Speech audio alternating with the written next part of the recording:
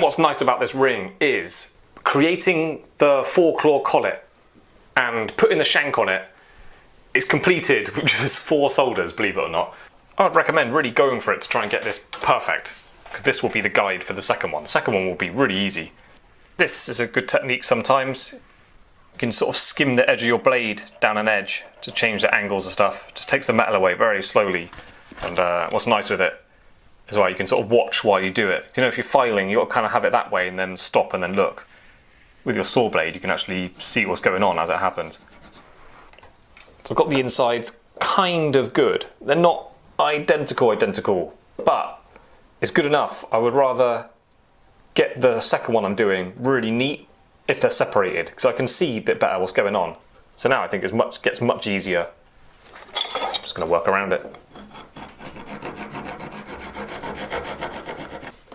And obviously be careful, because you've spent all this time making these nice and accurately. You want to cut these out now. And then hopefully they just go slot together. I love how sharp and machined it looks. It's like a handmade piece. But it looks machined. Let's give it a tap. Rubber wheels, you probably see me using these on every video where I make something. Really good for cleaning up solder, just sharpening up little lines. Really fast. I'm just going around it now, tidying it up. I filed it a little bit more, now I'm papering it a bit more. Rubber wheeled it, just neatening it up with a paper disc. Looking at it, I'm thinking if you were making this in platinum, it might actually be better when you've got these 2 separate little V-shapes to shape them up at that stage and get them polished and then put them together. It'll really help you out at this stage. Just to help myself out, I'll draw 2 lines, like okay, just mill in between there. Because when it's in the mills and you're clamping it down, trying to squash it down, it's difficult to see how far you're rolling the rollers.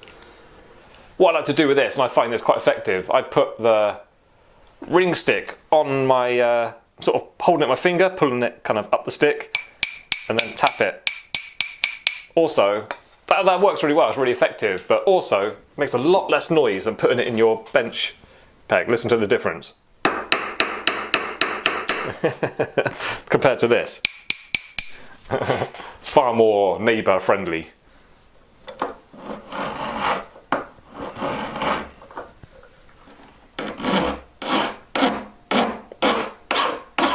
It might be a bit daunting to take a load of metal off the top if you haven't done it before, but there's quite a lot of work to do. You have to file quite a lot.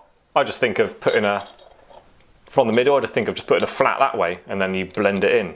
So put it on your ring stick, have a look at the gaps around it.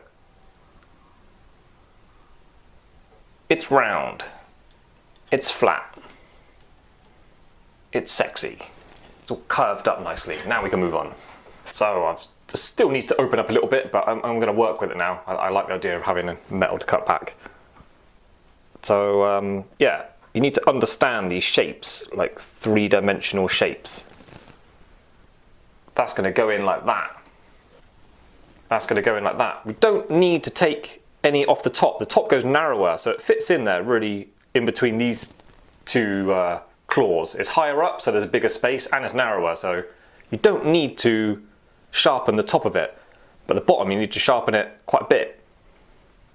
Ideally, there's no gaps underneath. Just so you know, I'm fitting my stone quite low because I don't want my stone like way up in the air.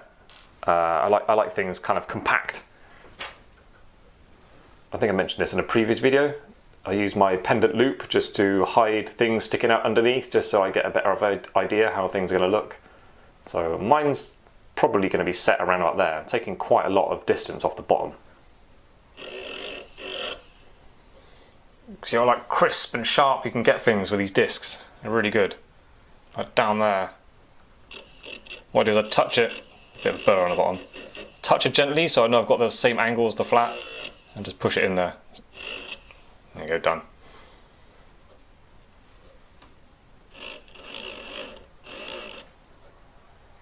But I'm reasonably happy with that. I hope you like the video, and yeah, please give it a go, and by all means, just take little bits of these videos and do what you want with them and come up with your own designs, your own ideas. I find it far more satisfying to actually experiment and do little things for the first time.